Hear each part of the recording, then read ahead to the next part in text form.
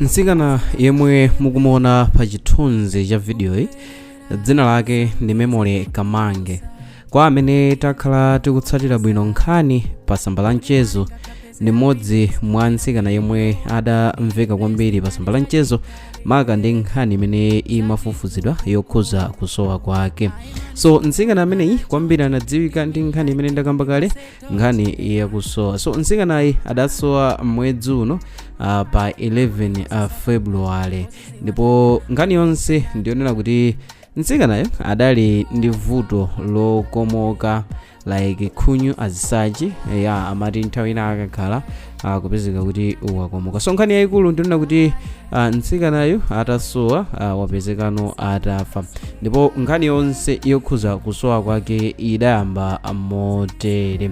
So nsikanayi adakhala kuvutika ndi vuto lokomoka kwa nthawi yayitali, ndipo wakhala akuyesa mankhwala mzipatala kufikira pomweno adafufuzano mankhwala achikuda. So potsakatsaka thandizo la vutoli kuti munthuyu adapeza Philip Malenga yemwe ndi wakwangona kumene ndi kulilongwe, yemwe adati amupatsa mankhwala. So amene adamuthandiza kupeza munthuyu adali anthu ena amene adamuza kuti ayi kulungulu wina yemwe dzina lake ndi Philip Malenga amene angathenso kukuthandiza ndi vuto lakoli. So malingana ndi uthenga omwe unaperekedwa kwa nsikanayi kufotokoza kuti mankhwala achikudawa omwe anapasidwa ndi munthuyu mbuyomo samagwira ntchito, ndipo anaganizana zomuza munthuyu kuti mankhwala ako amene unandipasa asakugwira ntchito. So pano munthuyu akuti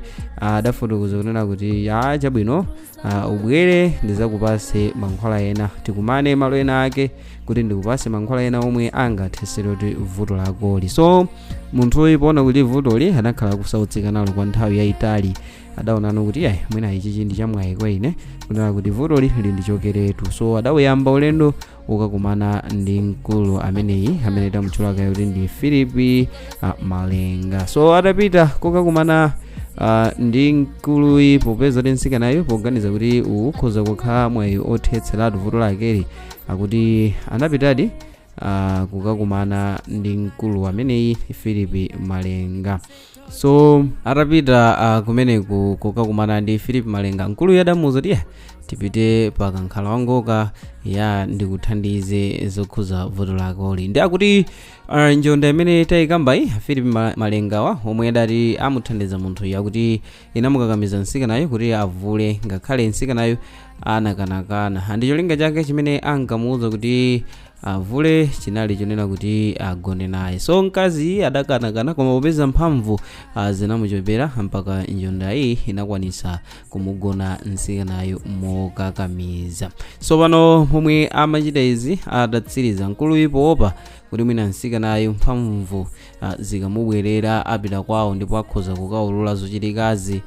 Njondayi malo make inaganiza zotenga zingwe za linya ndipo anamumangirira nsikanayi pa khosi, ndi pameneno nsikanayo amapezeka kunena kuti wamwalira. So anamumanga pa khosi komanso miyendo yake. So momwe atachita izi anamusiya malo omwewo opanda munthu aliyense omuthandiza, ndipo nkuti munthu ayi mphamvu alibe komanso adamugwiririra. So kumangidwa kwa pakhosiku komanso kumangidwa kwa zingwe mmendo ndi kumene kudachitisa kuti nsikanayi amwalire, ndipo izi zinachitika mpaka kufikirano kufa kwake.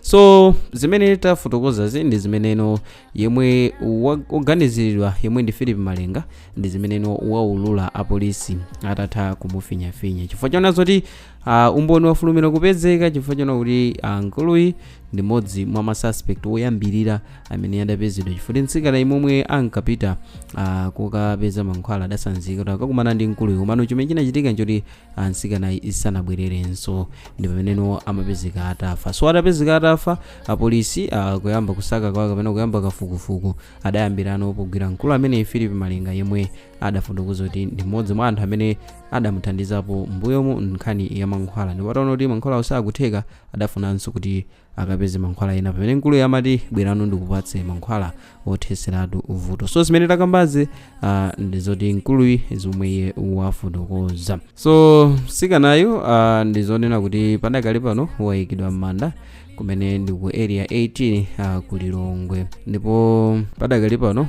mkulu yemwe tikumkamba Philip Malenga kusungidwa mchitokosi cha polisi chimeneno akhali akuyankha mlandu wakupha munthu. Mwana akufotokoza kuti atafika m'manja mwa polisi adawalondolera apolisiwo kumalo kumene iyeyi adakamuphera msikanayi.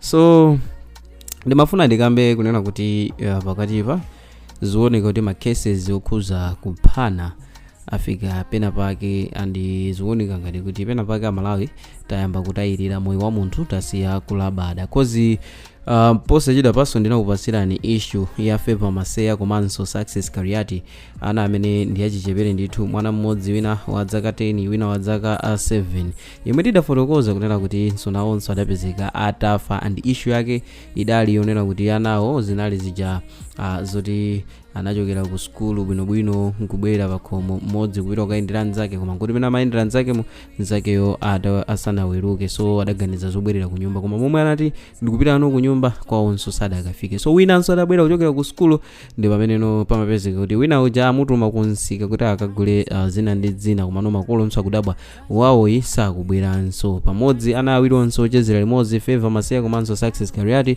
kusowa, so nawonso chozizimusa chinali chona zoti pafupi Mwanza District Hospital ndi kumene kunapezekano mitembo yana, komano zozizimusa zoti anawa anapezekano ali mafupa okha ma skeleton zimene zinadabisa anthu kunena kuti kodi chikuchitika ndi chani, popeza pamalo ponso malingana ndi umbona kuti sipamatulusa fungo lililonse loonesa kuola kwa chinthu china chilichonse. So kwa amenenso takhala kuchita follow nkhani zosiyanasiyana masamba anchezo zioneka kuti palidi umboni onena kuti anawa adachitanso nawo kuphedwa ndithu, ndipo posachedwa pa lero lomwe apolisi kumwanza lero li akhesa usi obweresa misonzi umene anachita izizi chifukwa chona kuti pali ma suspect amene akuganizidwa, so anthu anakwiya ndi mkulu yemwe akutchulidwa kuti ndi amene anaphana, so anthu anapita kukagumula nyumba yake, andi kuti pamalopo pakhale bata ndi mtendere azatengera polisi kufikapo kumene anakabweresa tear gas kubalalisa anthu onse, komano anthu akwanisa kugumula nyumba ya mkuluyo komanso kuotcha katundu osiyanasiyana yemwe anali nyumbamo. So mkulu amene kumkambayi ameneyi akuganizidwa kuti ndi amene anaphano anawa. So tikakamba za Philip Malenga ndi ameneno akukhuzidwa ndi nkhani iyo kupha amene wa memory kamange amene takamba kuti anali ndi vuto la khunyu lokugwayigwa, amene akhala kusausika, koma pofuna thandizo zapeza kuti zathera misonzi chifukwa iwo chawatsatira ndi imfa.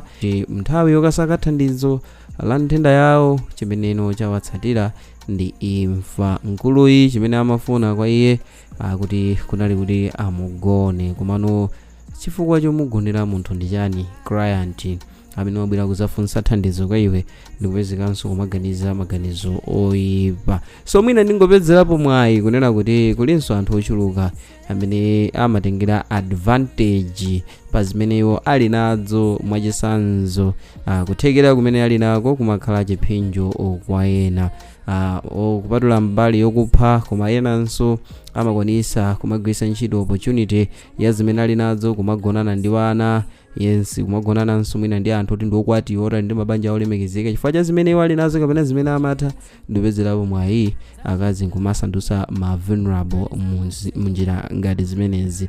So nkhani ya Philip Malenga so ndiyofanana ndi momwe anthu ena amachitira kunena kuti pali mabwana ena maofesi mu kuti akulembe ntchito amafuna makatsikana amafuna kunena kuti mwina mwake uwavulire nditi chilichonse chikhala bwino.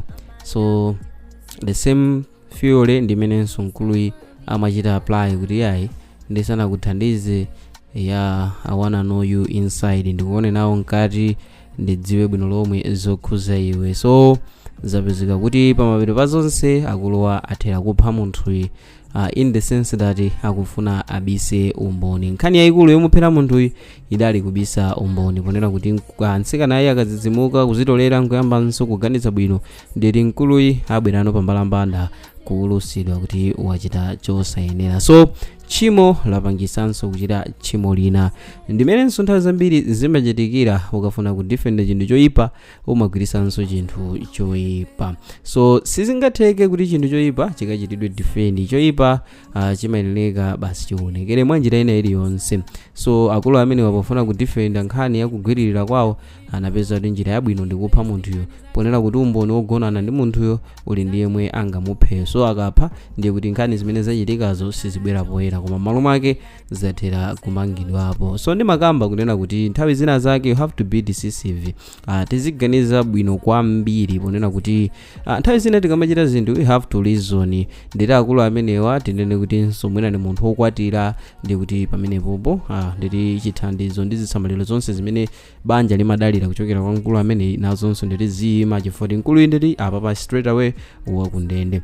Pamene tikakambanso za malemu memory kamange ndiye kutinso pamenepo ngati anali wokwati fatikaona anali munthu oti ali pa ntchito ndithu ndi graduate ndithu amene adachita maphunziro ake au kachenjede. So ngati anali munthu wapabanja ndi kuti ana asalapo masiye, mwamuna wake wasalanso manja ali nkhosi, ponena kuti mkazi wake wapita chifukwa cha thandizo la mankhwala, pamene wina anapezerapo mwayi kuti no achite zadama ndi munthuyo malo mwake wangomuphazo. So ndimafuna ndidziwe komanso kumva maganizo anu kunena kuti nkhani zonga izizi inu mumaziona motani, kuti inu mukuonapo bwanji pa nkhani ngati zimenezi. Kodi nkuyenera kunena kuti anthu azipezerapo advantage kuchitira anthu ena zipongwe pa zimene ife tili skillful ndi nkugwisa ntchito mwayi umene uja kunena kuti ena ake tiatengere zinthu chifukwa chonazo ndi ma vulnerable people kwa ife kutengerapo privilege ndizoyenera zimenezi kapenano mukuganiza bwanji? So through comment section ndi momwe ndingadziwire komanso kumva maganizo ankhani imeneyi. So mu video ya mtsiku la lero mudali ndine wanu wa nthawi zonse Mike Thompson, ndipo ngati mwayikonda musewale kuchita like komanso subscribe kuti tithenso kumakupatsirani ena mwa mavideo zimene tikhala mokonzerani pano pa Sam Mavita YouTube channel. Bye.